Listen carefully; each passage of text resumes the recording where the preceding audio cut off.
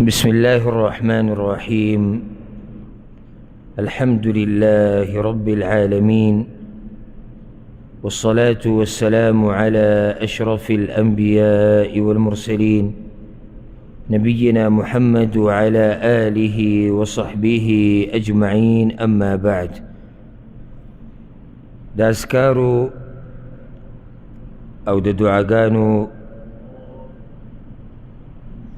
پبارکی دا مبارک درسونو او باغی کی منگ آغا اذکار بینول چی داغی تعلق دا منزه سره دی، خصوصاً بیا دا آغا اذکارو خبر آخره کی روانو او دا دعاګانو چی آغا دا فرض منزنو بعد ویلے کیگی او آغا دا رسول صلی اللہ علیہ وسلم نا ثابت دی. نو باغی کی منگ دیار لس اذکار و دعاګانی ذکر کړي. آخرنی دعا داو چې رسول صلی اللہ علیہ وسلم با د مانځنه بعد وی ربی قینی عذابک یوم تبعث عبادک. سوارلسم ذکر ابو موسیٰ الاشعری رضی اللہ عنہ روایت تے او امام طبرانی راوڑے دے. اغوی چی دعانی رسول اللہ صلی اللہ علیہ وسلم بماء فتوضأ ثم صلى. وی رسول صلی اللہ علیہ وسلم یو پیر ما تا آوازو کو او بیرانو گفتی چی اوبرا لراوڑا دا او دس چاردام فتوضأ نو باقی چاردامو کو ثم صلى بی منزو کو ثم قال بی دمانزن بعد دا دعاوی. نو دا ثابت شو چې دا دعا کم ځکه ویل کیږي منځنه بعد. هغه دعا دا د ډیره اسانه ده او ډیره برکتي او ډیره عظیمه دعا ده. اللهم اغفر لي ذنبي، یا الله بخنه وکړي ما ته زما د ګناهونو، ووسع لي في داري، او پراخي راولي زما دپاره زما په کور کې، وبارک لي في رزقي، او برکت واچې ما لره زما په رزق کې. ابو موسیٰ الاشعری وی چې ما ورته وی چې یا رسول الله ما دعوات دعوت بهن، تپوس چې دغه دعاګانو مبارکې وکړي دا کمې چې رسول صلی الله علیه وسلم وغوښتې. وی رسول صلی الله علیه وسلم ورته وی چې وهل ترکن من خیر، آیا پرېښې دی دې دعاګانو څه خیر، یعنی کم خیر دی چې هغه پاتې شوی دی. دا د رسول صلی الله علیه وسلم خبره چې کم خیر پاتې شوی دی ته راته وښایه ځه. معنی دا چې له دومره اوچتې دعاګانې دي، درې جملې دي خو خیر ته نه دی پاتې. بقول د رسول صلی الله علیه وسلم اللهم اغفر لي ذنبي ووسع لي في داري وبارك لي في رزقي. یا الله ما ته زما ګناه وبخه، زما په کور کې ما ته پراختیا راوله، زما په رزق کې برکت واچو. خیر د دنیا او د آخرت، خیر د دنیا او د آخرت پکې پروت دی.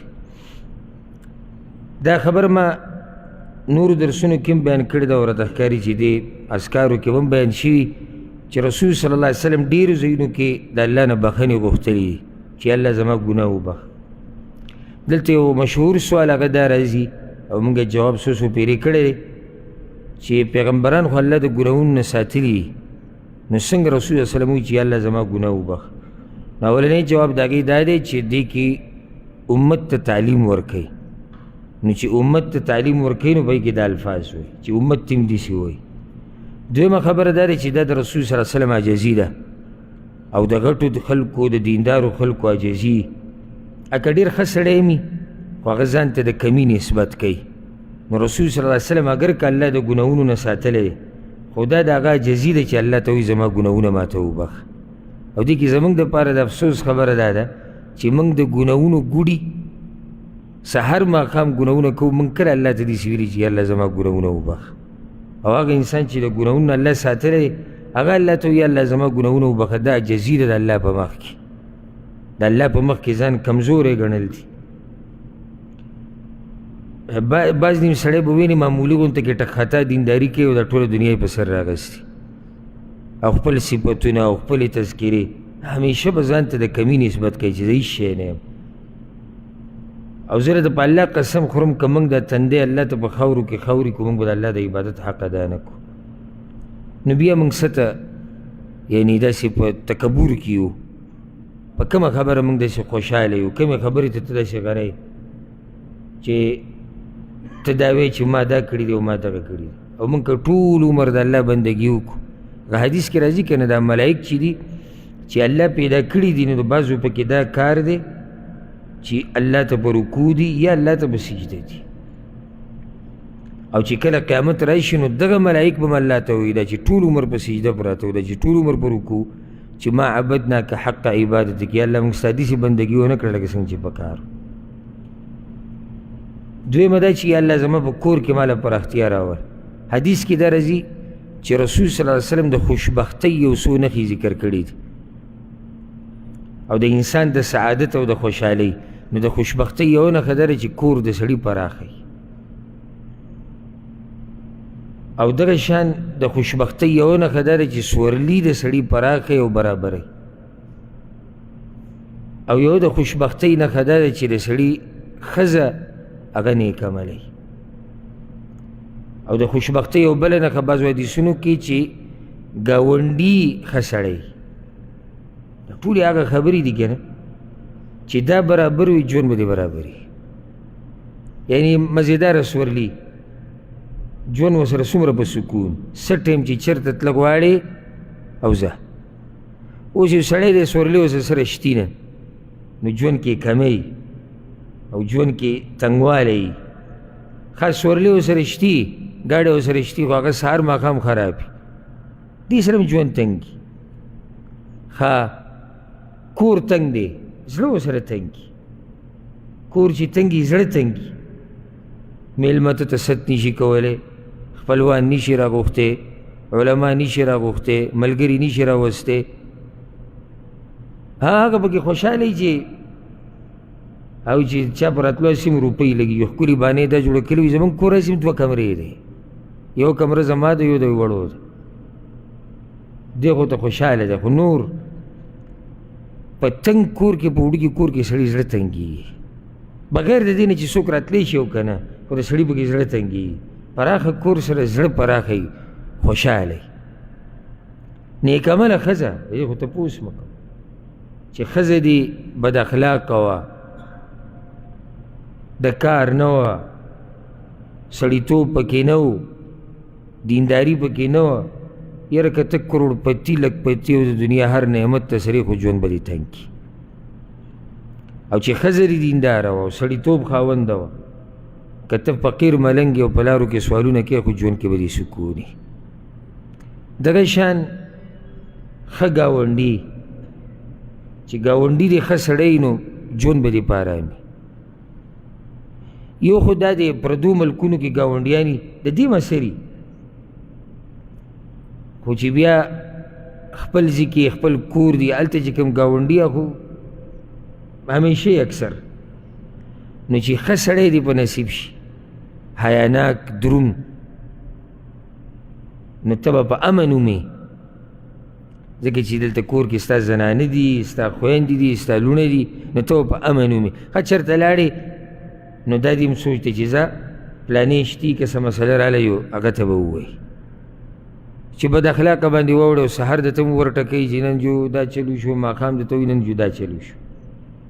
او کله شور کې، او کله سندرې، او کله ډمتوب، او کله فحاشي. نو ژوند ورسره د سړي لنډ تنګ شي. ځکه طریقه دا ده چې دې باره کې بعض آثار هم شتي، روایات چې ګاونډي د کور نه مخکې ګاونډي به ګوري. مونږ خو ځمکه ګورو چې یاره ځمکه کوم ځای کې یو ټوټه میلاو شي چې ورځو پې، خو د ټوټې نه مخکې ګاونډي وګوره چې دی په څه حال کې دی.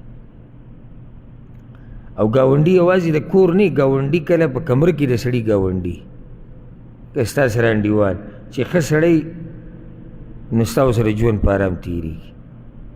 دغه شان په کار کې ستا ګاونډي، په سفر کې ستا ګاونډي. نو ځکه دلته رسول وسلم ویلي چې پراختیا راولي زما په کور کې. ښه پراختیا یوازې دا نه چې کور دې غټي، پراختیا د کور دا د پلاني کور پراخه دی، یعنی د پلاني کور هم کولاو دی، نو پکې نعمتونه او خوشحالیان هم دي. اوس که ډېر غټ کور دی او 13 کمرې کور دی جوړ کړی، او سهار ماښام جنګ جګړې، کله د خوا خر سره کیسه روانې او کله د جنۍ سره روانې او کله د ښځې سره او کله مور پلار سره او وروڼو سره دا به دومره کمرې زما رسي او دومره به ستا په دې کور به وکیسه نو پراختیا کې دا ټولې خبرې دننه راځي. درېیمه خبره چې زما په رزق کې برکت واچوي د زموږ څومره ضرورت دی. رزق کې برکت یعنې رزق کې پراختیا. پراخه رزق سره ژوند ښه تېرېږي او رزق کې پراختیا دا هم ده او برکت عفوا په رزق کې برکت دا هم دی چې که لږي خو دې هر ځای ته پې سړی ورسي هر کار پې وکړي چې کله به کې برکت وي. چې برکت به کې نه وي ډېر رزق هغه د سړي دپاره الټه کله مصیبتونه به کې جوړ شي. ډېر رزق خو برکت پکې نه وي. نو دا څومره ښایسته دعا ده او څومره اسانه ده. اللهم اغفر لي ذنبي ووسع لي في داري وبارك لي في رزقي. پنځلسم ذکر او دا په دې فصل کې اخرنی دی د مانځه نه بعد چې کوم اذکار دي فرض مانځه نه بعد. مسلم ابن ابي بکر رضی الله عنهما وی د امام نسائی دا روایت راوړی وی کان ابي یقول فی دبر الصلاة زما پلار ابو بکر رضی الله عنه دا صحابي دی مسلم د ده زوی دی وی ابو بکر به د مانځه نه بعد فرض مانځه نه بعد به دا دعا وی اللهم انی اعوذ بک من الكفر والفقر وعذاب القبر. یا الله زه پناه غواړم په تا سره د کفر نه غریبۍ نه او د قبر د عذاب نه. وی فکنت اقولهن بیا ما هم دا دعاګانې د مانځه نه بعد وي. وی پلار راته ووایي چې ای بونی ای زویه عمن اخذت هذا تا دا دعاګانې د کوم ځای نه زده کړي؟ وی راته وی چې قلت عنك ما ورته وایي چې ستا نه مې زده کړي دي. وی راته وی ان رسول الله صلی الله علیه وسلم کان یقولهن فی دبر الصلاة. رسول الله وسلم به دا د مانځه نه بعد وي ما دا هغه زده کړي دي.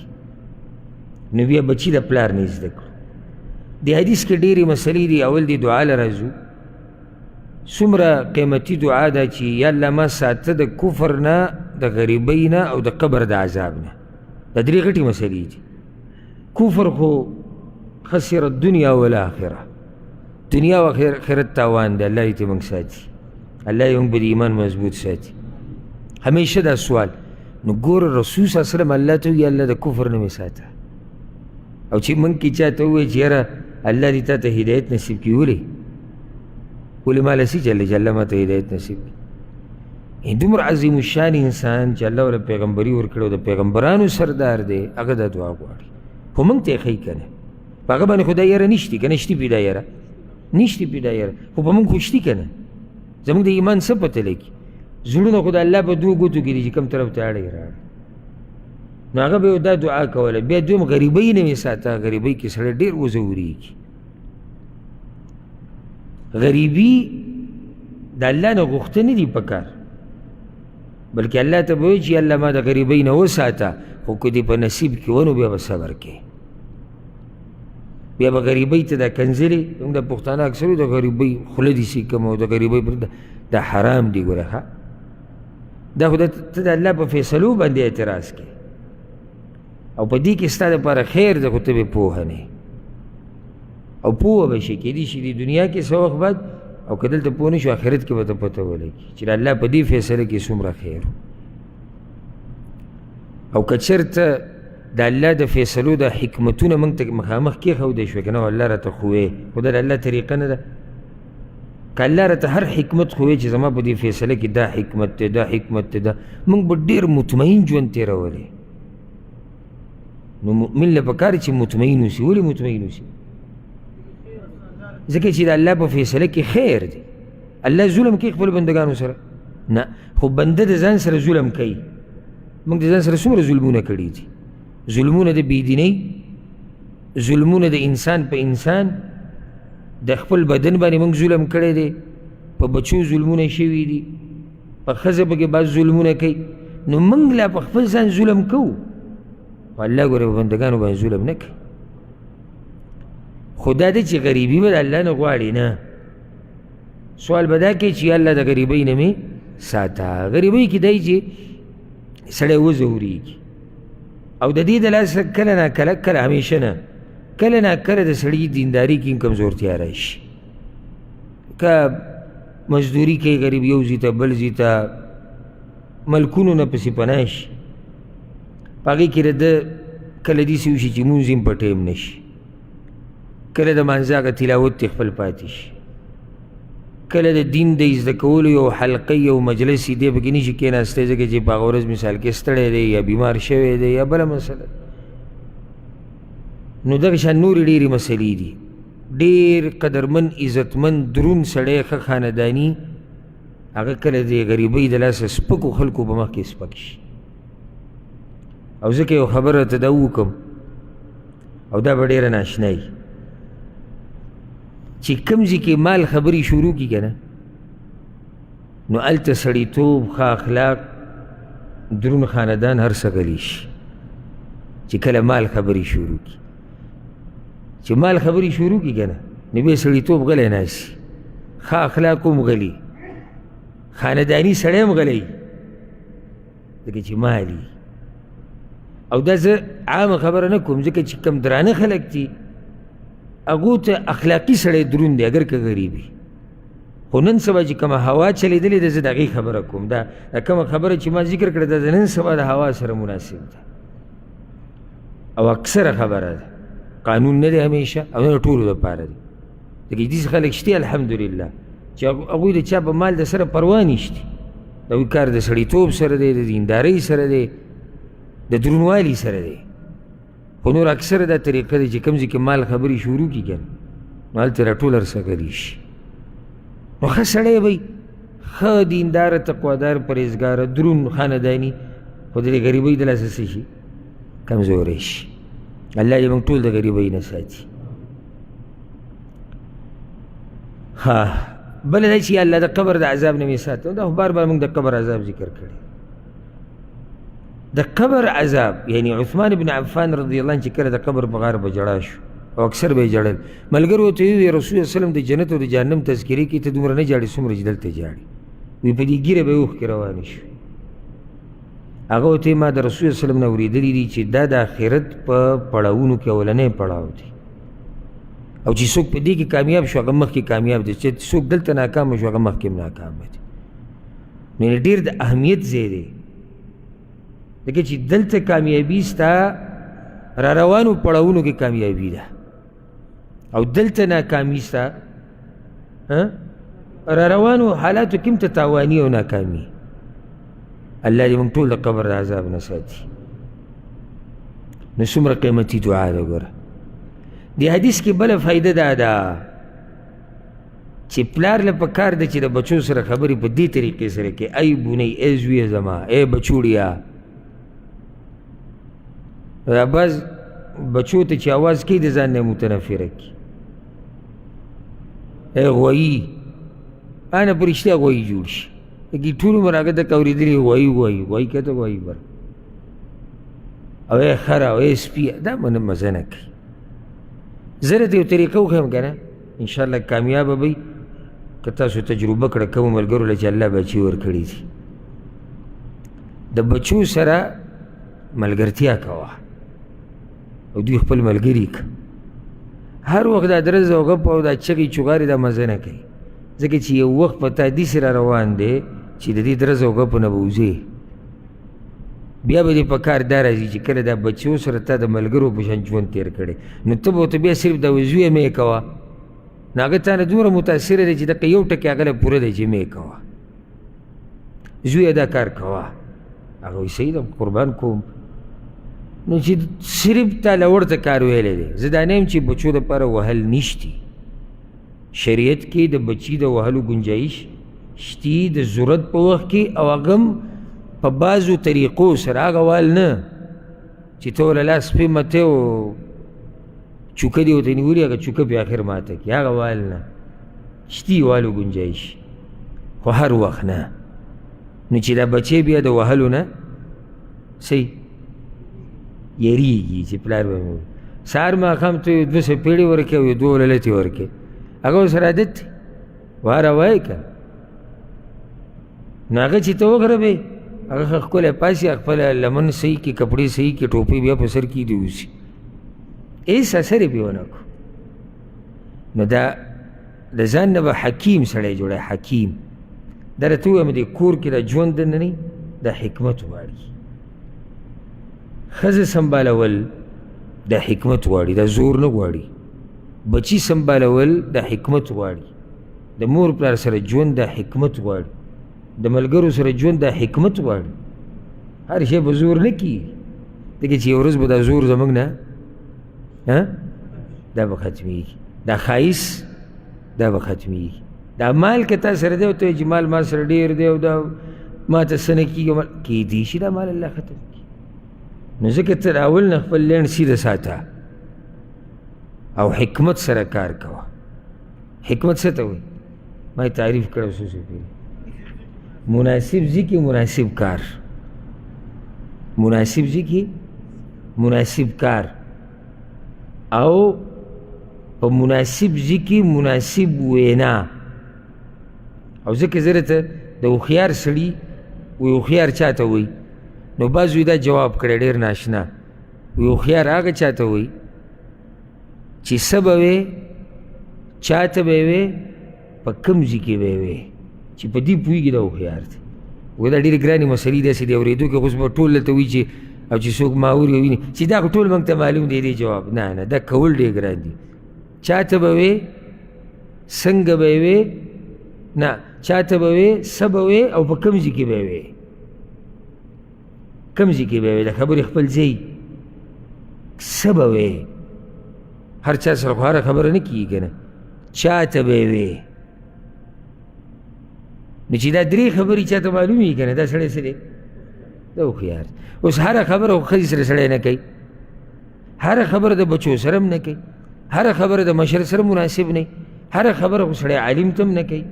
او بیا به سیدي سیزا ورسېدی په دې که نه. د هغې نه بعد مؤلف فصل راوړی دی، فصل یې راوړی دی الادعیة والاذکار المقیده ببعض الصلوات. هغه اذکار او دعاګانې چې بعضو منځونو پورې تړلی شوي دي. یعنې مخکې چې کوم اذکار ذکر شو دا د کومو منځونو دي؟ فرض یا عامو منځونو دي، یا عام دي یا د فرضو دي. دلته اوس تا ته وایي چې دا روان چې کوم اذکار دي دا د خاصو منځونو دي، عامو منځونو کې به یې نه وي. او دې ته وایي د شریعت پابندي. یعنې دا چې اوس را روان دي دا هم دعاګانې دي که نه، خو تا ته یې څه ووایي؟ خاصو منځونو کې به یې وي، ټولو کې به یې نه وي. دا د رسول وسلم تابعداري ده. نو چې اوس یو سړی راشي چې مړه دعا ده، دا قصه به کې تا د کوم ځای نه راوسته چې بعضو منځونو کې وایه بعضو کې مه وایه. نه، دا دعا په مانځه کې یا د مانځه سره، خاص مانځه سره، د عبادت دی. او عبادت به موږ په هغه طریقه کوو کومه طریقه باندې چې رسول وسلم ښوولی، زموږ د مرضۍ خبرې نه دي. نو وایي چې د تهجدو په مانځه کې د تکبیر تحریمې نه وروسته دعاګانې که ته اوس ته یادي، نو د مانځه چې کوم اذکار موږ شروع کول په اوله کې موږ د استفتاح دعاګانې ذکر کړې وي چې کله ته په مانځه ودرېږي الله اکبر ووایې، دې د تکبیر تحریمه وایي. نو د دې نه بعد به کوم اذکار او دعاګانې وي لکه موږ چې سبحانک اللهم وایو، د دې په ځای باندې ما یو څو ښوولې وي ډېرې. دا چې اوس کم دي چې کوم را روان دي د تهجدو پورې خاص دي. امید ده انشاءالله تهجد لمونځ به تاسو ټول کوئ، امید دی. نو د هغه ملګرو دپاره ډېرې اهمې دي. او چې تهجد لمونځ نه کوي یاد یې لیکي نه چې هسې ذهن کې یي. خو یو طریقه ده ما تجربه کړې ده او تاسو ته هم معلومه اکثرو ملګرو ته چې کوم سړی د هر ځای د اذکار وایي که نه دته اذکار یاد وي، ځکه چې دی وایي. او دا چې څوک یې نه وایي دته یاد نه وي. یعنې ګینې ته هغه کس راپاسو د سهار نه د مانځه نه بعد دا کوم اذکار چې دا ډېر اسان دي. ته یو کس راپاسو چې بلکې زموږ اکثر پښتنو له نه اوري ځکه چې ده چې ته ویلي نه دي. یو ماشوم راپاسو چې هغه د اذکار یاد کړی وایي هغه ته یاد دي، ځکه چې دا په ویلو سره یادېږي. او کله سړي ته داسې یاد شي که نه، لکه زه خو د الله کمزوری بندی یم، زه به یم او اذکار یادول به سې. کله نا کله داسې وشي لکه کور کې سړی د کمرې نه وځي یا کمرې ته ننوځي که نه، کله په خطایي کې سړی ووایي اللهم افتح لي ابواب رحمتک. هغه جمعه ته دننه کېدو دعا نه ده لکه هغه خپه عادت شوي چې دا په دروازې نه نوځي دلته یو ذکر ویلی کېږي نو کله سړی یو کمرې ته ورننوځي هغه ذکر یې په خوله باندې راشي ځکه چې سړی د هغې سره عادت شي چې چېرته ژوند کې ویلي نه یا صرف کتاب کې یو پیر کتلی دی غریب ته به څه یاد شي که خبره زما غلطه اولنۍ دعا دا کومې دعاګانې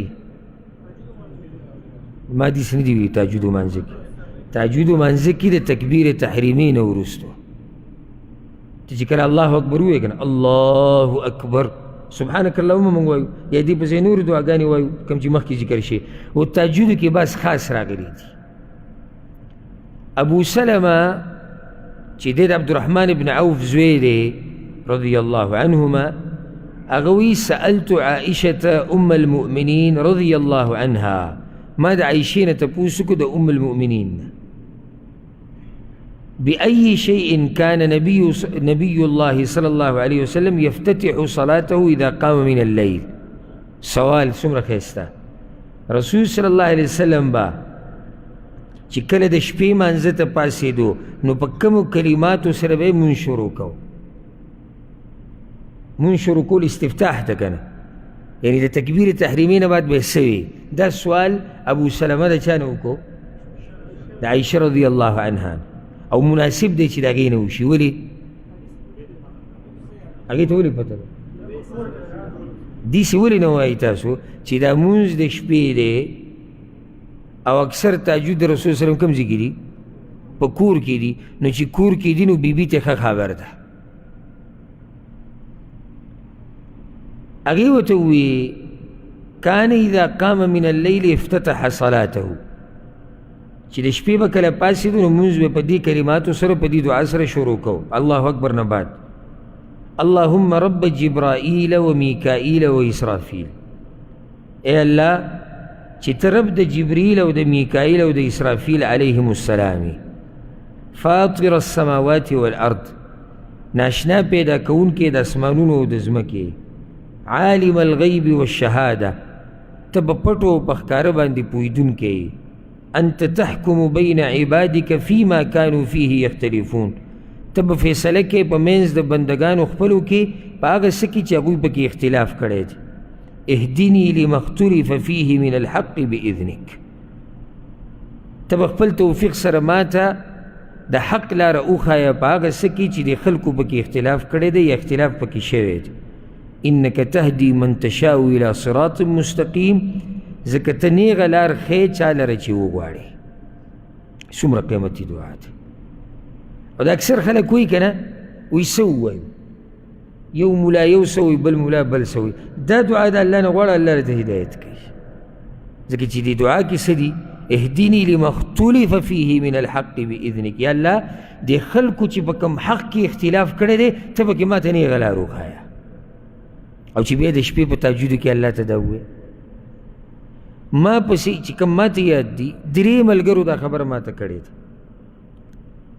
دو راته په ټلیفون باندې کړی یو راغلی و زما خواله وی ما به دا سوال الله ته زیات کوه هغه یو وی ما عمرې په دوران کې به په مخه دا دعا الله نه کوله د هغې نه بعد الله زما زړه مطمئن کړو یو طرف ته چې لار د قرآن او د حدیث لار د پیغمبر صلی الله علیه وسلم راته الله وښوه دا دومره قیمتي دعا دا به هغه د شپې په منځه کې وي نو دې کې دا درې ملائک ذکر شوي دي جبرائیل میکائیل اسرافیل وجه دا دی چې دا په دې ملائکو کې مشهور دي جبریل خو د ملائکو سردار دی او د هغه کار څه دی وحي راوړه پیغمبرانو ته د میکائیل کار څه دی باران راورول د الله په اذن سره د وریځو سره تعلق لري اسرافیل علیه السلام شپېلې به د قیامت وایي او عجیبه دا ده د دې درېواړو ته چې کوم کار والی شوی دی هغه د ژوند سره تعلق ساتي اسرافیل علیه السلام خو واضح ده چې شپېلې وایي مړي به راپاسي اول خو به خلک ختم شي بیا به راپاسي ژوند دی اسرافیل د میکائیل علیه السلام تعلق د باران سره د باران سره ځمکې ته ژوند میلاویږي او بیا چې د ځمکې نه کوم فصل لوځي څاروي ځناور انسانان ته فایده لي هغې کې د هغو ژوند دی جبریل علیه السلام د ټولو نه لوی ژوند سره د دا کار تعلق ساتي چې هغه وحي راوړي او په وحي سره زړونه ژوندي. نو د درې وړو کار د څه سره دی؟ هغه د ژوند سره دی. بیا دا مخې ته دعا خو واضحه ده، خو ګوره دا مسله نه ده انت تحکم بین عبادک فیما کانوا فیه یختلفون. یا الله ته به فیصله کوې د قیامت په ورځ، نو دغه ګوره لویه ورځ پرته ده د فیصلو. څومره اختلافات چې په دنیا کې دي که نه، د آدم علیه السلام نه واله د آخرین انسان پورې او د پیریانو اختلافات او د زناورو چې یو بل سره کوم زیاتې کړی، د دې ټولو فیصله به د قیامت په ورځ کېږي. نو موږ ته ډېره لویه ورځ پرته ده، د هر څه به پته ولګي، څوک په حق او څوک په باطل، او د ټول هر څه به راښکاره شي.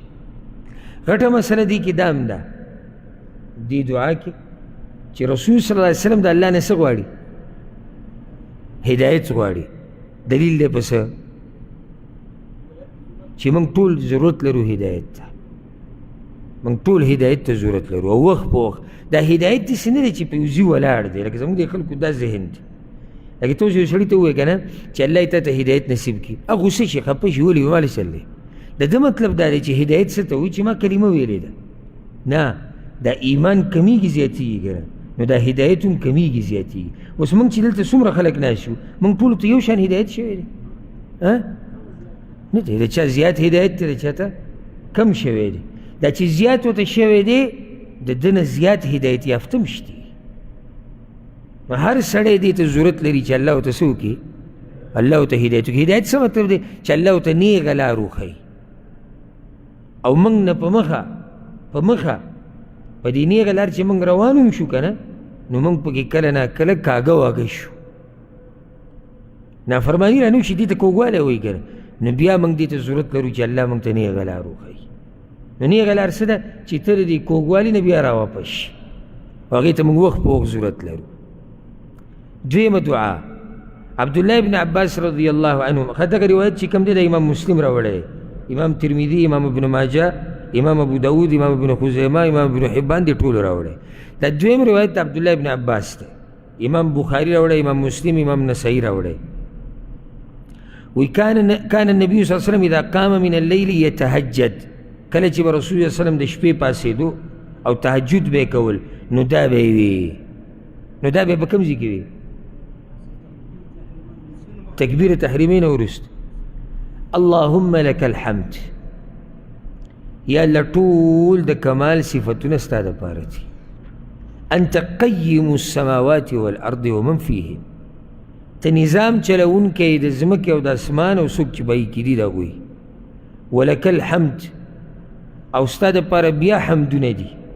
لک ملک السماوات والارض ومن فیهن، د ځمکې او د اسمانونو او څوک چې به یې کې دي د هغه ټولو باچهي تا سره ده. ولک الحمد، او بیا ستا دپاره حمدونه دي. انت نور السماوات والارض ومن فیهن، ته نور رڼا د اسمانونو او د ځمکې او په هغې کې د اوسېدونکو یې. ولک الحمد، او بیا ستا دپاره حمدونه دي. انت ملک السماوات والارض، ته باچا د اسمانونو او د ځمکې. ولک الحمد، او بیا ستا دپاره حمدونه دي. انت الحق، ته حق یې، ته رښتینه یې. ووعدک الحق، ستا وعدې حق دي. ولقاؤک حق، ستا سره ملاقات ته قیامت په ورځ حق دی. وقولک حق، وینا ستا حق ده. والجنة حق، جنت حق دی. والنار حق، او جهنم حق دی. والنبیون حق، د پیغمبرانو راتله حق دی. ومحمد صلی الله علیه وسلم حق، او پیغمبر صلی الله علیه وسلم حق دی. والساعة حق، او د قیامت راتله حق دی او رښتینی دی. اللهم لك اسلمت، یا الله ما خاص تا ته ځان حواله کړی دی، یا تا ته مې غاړه ایښودې ده. غاړه ایښودو څه مطلب دی؟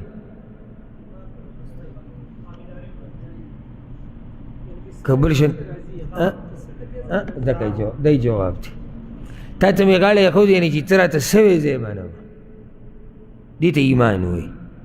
خپله مرضي به نه کوې، نه د خواهشاتو تابعداري به کوې. وبک آمنت، او پتا مې ایمان راوړی دی. وعلیک توکلت، او پتا مې ځان سپارلی دی. والیک انبت، او خاص تا ته مې یا تا ته په خپلو مشکلاتو کې راګرځمه. انبتو انابت واپسوي ته وي، تا ته راګرځم. وبک خاصمتو او ستا دپاره د بېدینو سره جګړې کومه. والیک حاکمتو او خپلې فیصلې ټولې تا ته راواپس کومه. خپلې فیصلې ټولې چا ته راواپس کوم؟ تا ته. فاغفر لی ما قدمت وما اخرت. نو یا الله وبخه ما ته زما تیر شوي ګناهونه، راتلونکي ګناهونه، یا داسې ویلی شي چې مخکیني ګناهونه وروستني ګناهونه. وما اسررت وما اعلنت، او یا الله هغه ګناهونه راته وبخه چې ښکاره مې کړي دي، او هغه راته مې وبخه چې پټ مې کړي دي. انت المقدم، ته مخکې کوونکی یې، وانت المؤخر، او ته وروسته کوونکی یې. لا اله الا انت، نشته د عبادت حقدار مگر ته، ولا اله غیرک، او ستا نه علاوه د عبادت حقدار بل څوک نشته. که موږ د دې دعا تفصیل شروع کړو که نه، نو نه ختمېدونکې خبرې به دې کې دي. او اوس ما په دې مانځه کې هغه ایتونه ووایي. قل لو كان البحر مدادا لكلمات ربي لنفد البحر قبل أن تنفد كلمات ربي ولو جئنا بمثله مددا. که چرته دا دریابونه صحیح شي که نه صحیح ته جوړه شي، او په دې باندې بیا د الله صفات بیانول شروع کړو لیکل، او د الله خبرې پې لیکې، الله وایي دا دریابونه به وچ شي، او د دې په شان که نور دریابونه راوړي هغه به وچ شي، او نور به وچ شي، خو د الله صفات او حمدونه او خبرې به ختمې نه شي. که موږ د قیامته پورې ناست شو د الله صفات او حمدونه بیانو، ځي ته به ورسو؟ نشي ورسولی ځي ته. دې کې پیغمبر صلی الله علیه وسلم د الله داسې صفت کړی دی، او بیا د شپې چې ته ولاړې په توره تیاره کې او ته الله ته دا صفات بیانې. نو ګوره د الله دا صفات بیان کړو، نو بیا یې الله ته عاجزي وکړه، یو سوال یې ترې وکړو. نو په دې کې پیغمبر صلی الله علیه وسلم بعض صفات د الله وسیله کړي دي الله ته، چې الله ته دا یې، ته دا یې، ته دا یې، ته دا یې، نو زما مخکیني او وروستني ګناهونه وبخه. دې ته وسیله وایي. او یا الله زما پټ او ښکاره ګناهونه وبخه. دې ته موږ څومره ضرورت لرو؟ که نه لرو ته ضرورت؟ ښه کومه ګناه پکې پاتې شوه؟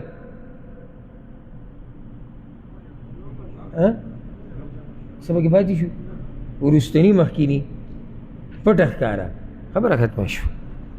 وی یا الله ته مخکې کوونکی. د دې څه مطلب دی؟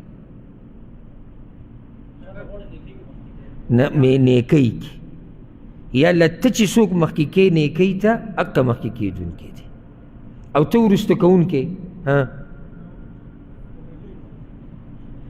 دې کې دوه مطلبه کېدی شي، چې ته وروسته کوونکی چې چا لره وغواړي د دین نه،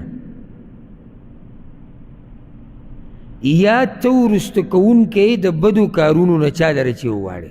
دا هم کېدی شي که نه؟ یعنی سړی مخکې کو نیکۍ ته او شاته کو د څه نه؟ د بدو ګناهونو. نو دا د الله په لاس کې دي، او دا د الله په توفیق سره کېږي. او دغه شان الله مخکې کوونکی دی جنت ته، وروستو پاتې کوونکی دی بعضو لره په جهنم کې. دا هم د الله فیصله ده، د بل چا په لاس کې خو نه ده که نه. نو ځکه د الله سره رابطه مضبوطه که، او هغه ته وایه یا الله ما مخکې که.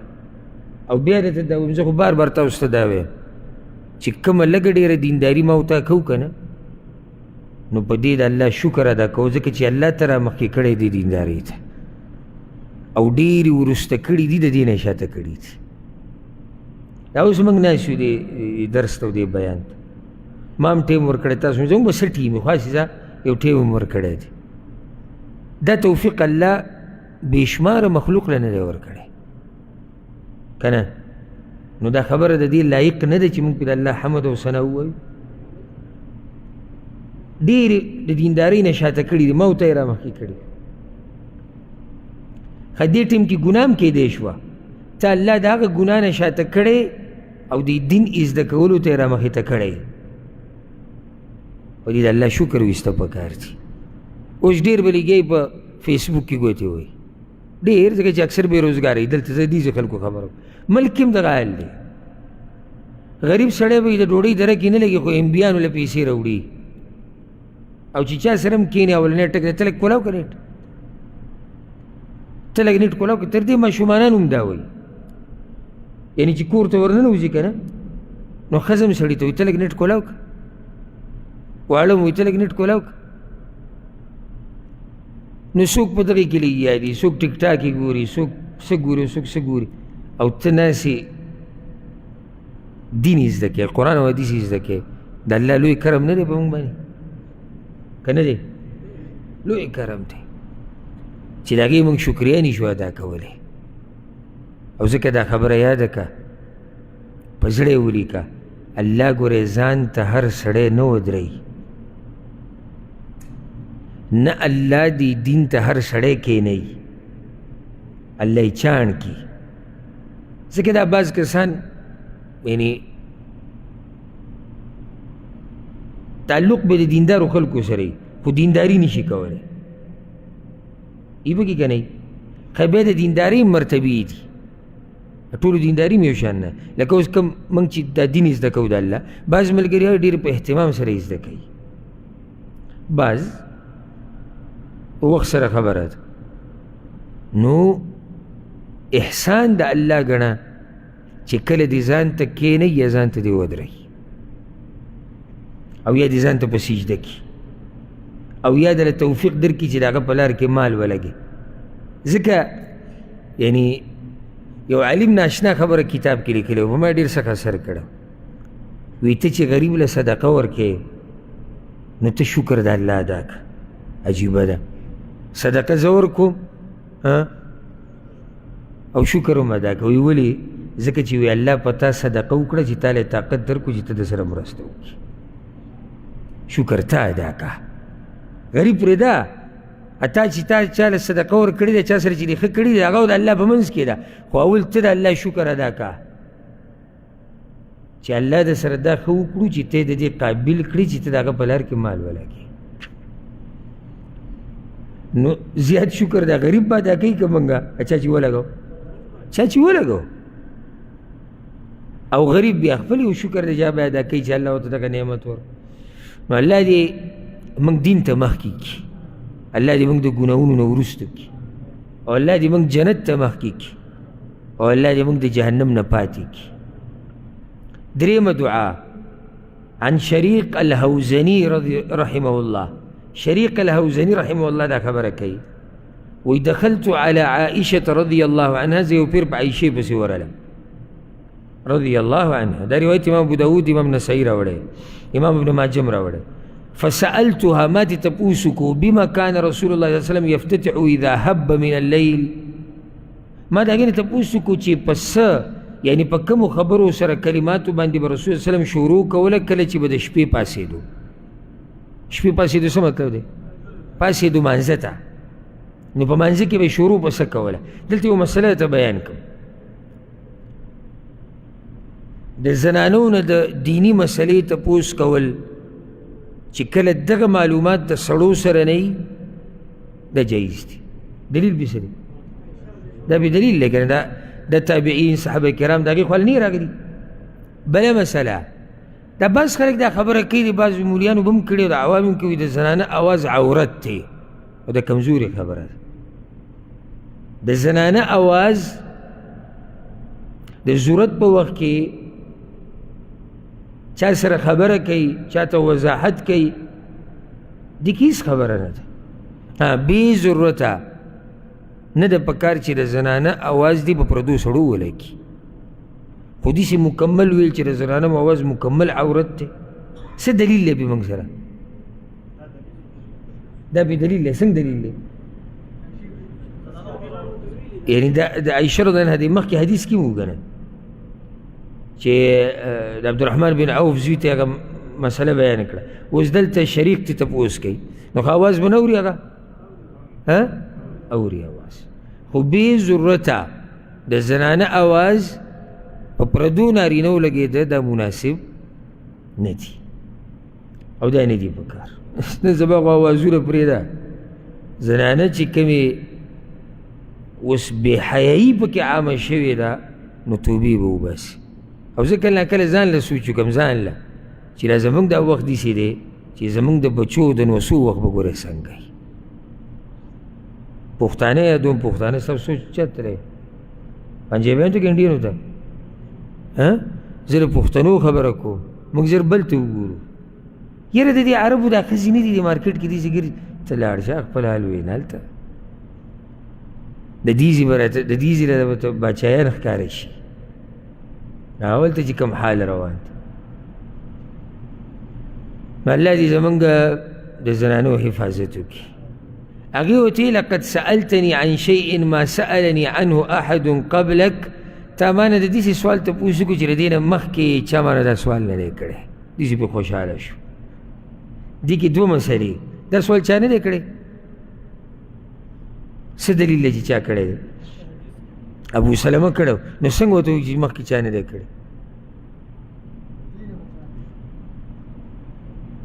یعنی ابو سلمه د ده نه باد کړی دی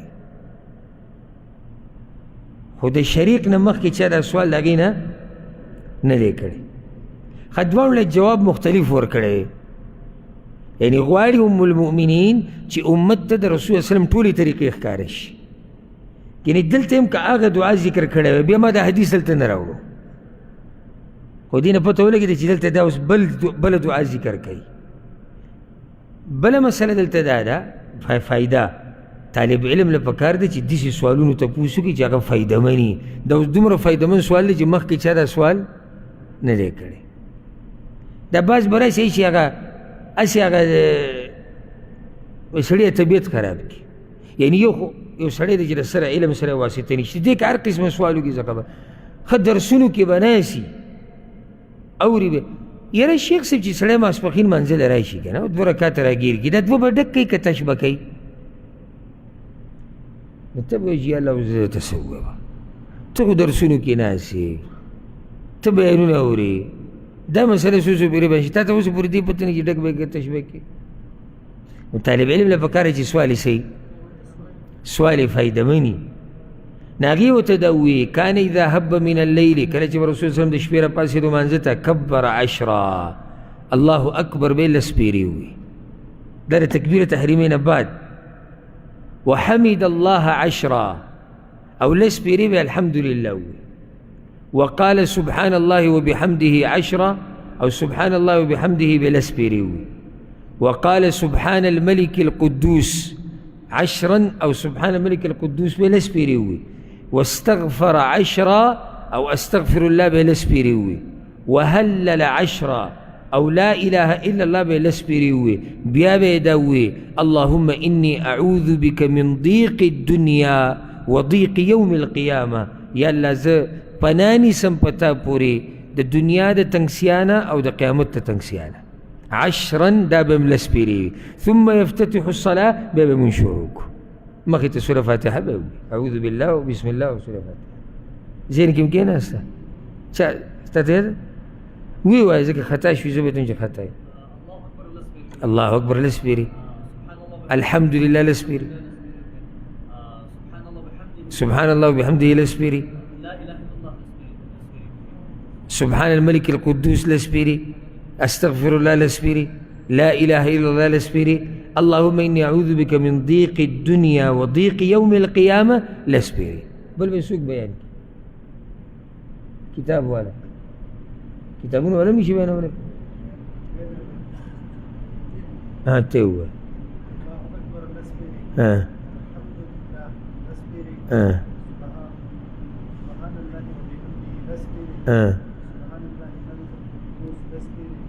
سبحان الملك سبحان الله الملك القدوس نہیں سبحان الملك القدوس استغفر الله لس پیرې